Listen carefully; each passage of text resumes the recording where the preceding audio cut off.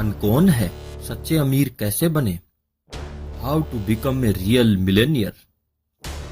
याद रखो, जिसके पास भगवान में विश्वास, भगवान में श्रद्धा और भगवत जन रूपी परम धन है, वही सच्चा धनी है। इसी धन से नित्य शांति, नित्य सुख और नित्य तृप्ति मिलती है।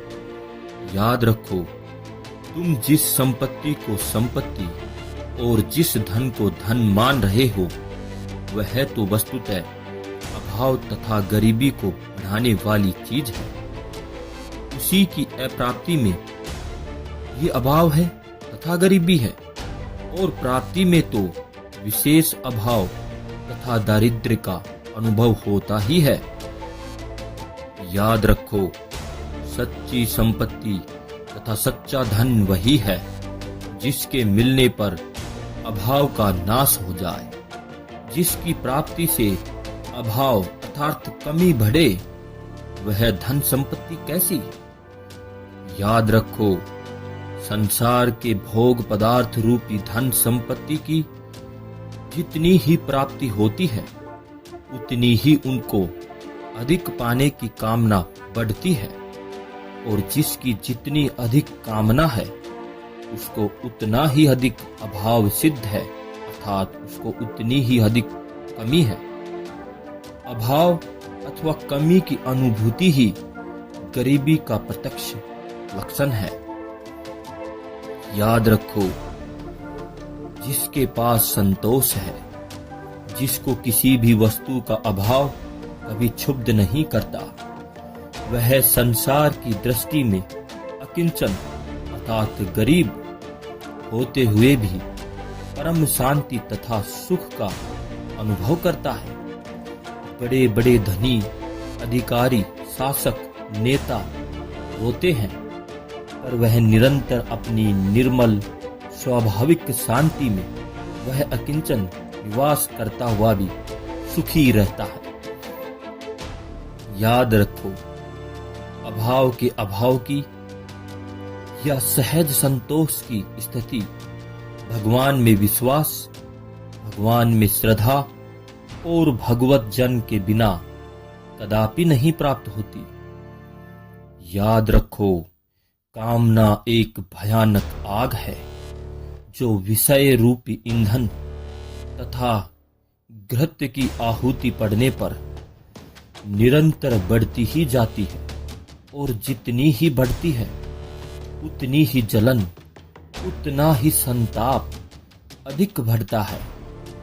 कामना की आग में जलते हुए मनुष्य चाहे कितने ही दुर्लभ भोग पदार्थ प्राप्त कर लें, चाहे कितना ही ऊंचा पद पा लें, उनका जीवन जलते हुए ही बीतता है।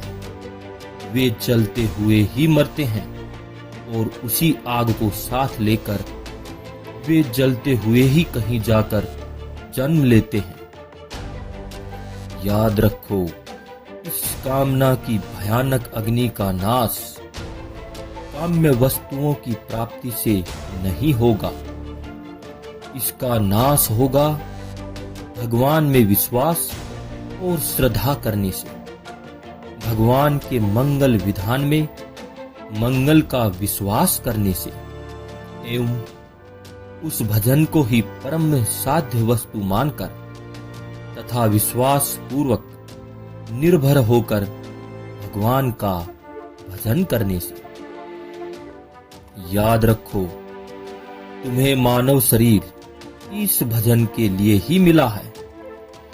तुम मोह में पड़कर यहाँ की वस्तुओं को सुख रूप देख रहे हो, और उनके पाने के लिए सदा चिंतित तथा मिलने पर उनमें मोह ममता करके अपने असली काम को भूलकर अपने ही हाथों अपना बड़ा भारी नुकसान कर रहे हो।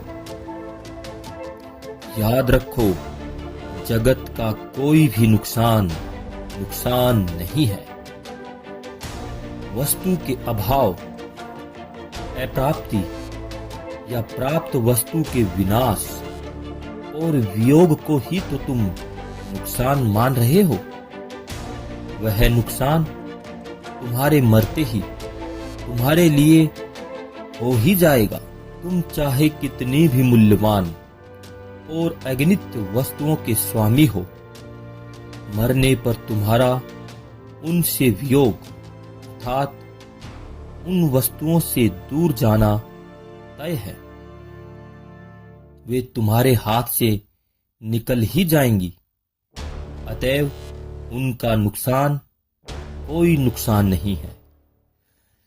नुकसान तो असली यह है कि तुम्हारा मानव जीवन अपने उद्देश्य को सिद्ध किए बिना ही व्यर्थ चला गया, और उस उद्देश्य की सिद्धि होगी संसार के पदार्थों की मोह ममता छोड़कर भगवान में विश्वास करने, भगवान में श्रद्धा करने और भगवान का भजन करने से ही। शिव।